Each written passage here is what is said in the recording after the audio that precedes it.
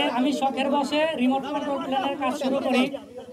তখন আমি এটা শখের বসেই করেছিলাম। আর রিমোট কন্ট্রোল প্লেন একটা দুইটা করে বানাতে বানাতে আমি অনেকগুলো বানিয়েছিলাম। তো সেগুলো অনেক ভালোভাবে ফ্লাই করতো। তো তখন থেকে আমার মনে হয়তো যে আসলে আমার মনে হয় এই বিমানের প্রতি এক্সপিরিয়েন্সটা আমার ভালোই হবে আমি যদি এটা নিয়ে গবেষণা করি। তো তখন আমার মনে চায় যে আমি একটা আল্ট্রালাইট তৈরি করি যেটা দিয়ে আমি উঠতে পারবো। তো সেখান থেকে আজ থেকে 2 বছর আগে আমি এই বিমানটা বানানোর কাজ শুরু করি। গত 1 বছরে একটা বানিয়েছিলাম, সেটা পারফেক্ট না হওয়ার কারণে সেটা আমি বাদ দিয়ে দিই। তারপর লাস্ট 1 বছরে আমি এই বিমানটা তৈরি করি এবং এটাতে অনেক পরিশ্রম, অনেক মেহনত এবং অনেক ক্যালকুলেশন করতে হয়েছে। অবশেষে আল্লাহর রহমতে এটির ওয়েট ব্যালেন্স এবং সব কিছু সঠিকভাবে হওয়ার কারণে এটাকে আমি টেক আপ করতে পেরেছি।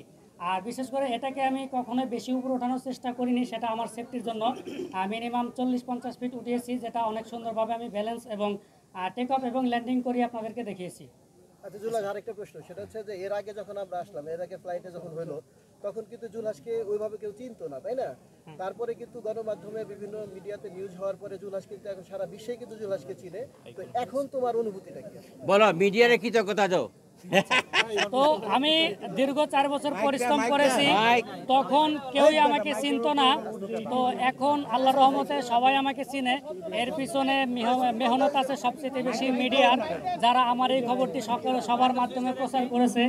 আসলে মিডিয়া চাইলে অনেক কিছুই পারে, আপনারা সবাই তাদেরকে সাপোর্ট করবেন, কারণ তাদের দ্বারাই একটা কিছু সম্ভব। যেমন আমি অনেকের ধারে গিয়েছি, অনেককে বলেছি, আমি অনেক কাজ করেছি, আমি কিন্তু ওই রকমভাবে প্রশাসনিক কোনো সফলতা পাইনি, কিংবা আমি এটা নিজে নিজে প্রচার করতে পারিনি। তো মিডিয়ার মাধ্যমে কিছুদিন আগেই এটা সবার কাছে প্রচার হয়। আর বিশেষ করে আমি যখন এটা কেউ জানতো না, তখন আমাকে কেউ চিনতও না। আর এখন আল্লাহর রহমতে সবাই আমাকে চিনে।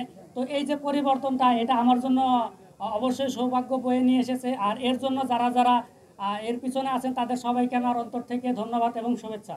আচ্ছা জুলাই ভাই, আপনারা এখানেই শেষ করতে চান নাকি আরো কোনো পরিকল্পনা আছে? ভবিষ্যৎ পরিকল্পনাটা বলেন।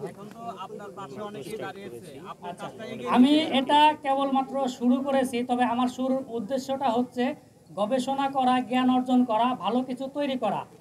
কোনোভাবে ইনকাম করার উদ্দেশ্য আমার নেই। আমার উদ্দেশ্য হচ্ছে এটা নিয়ে গবেষণা করা, একটা ভালো রেজাল্ট তৈরি করা, দেশের জন্য একটা ভালো কিছু তৈরি করা, যেটা আমাদের সকলের কাজে লাগে। এটাই আমার মূল উদ্দেশ্য।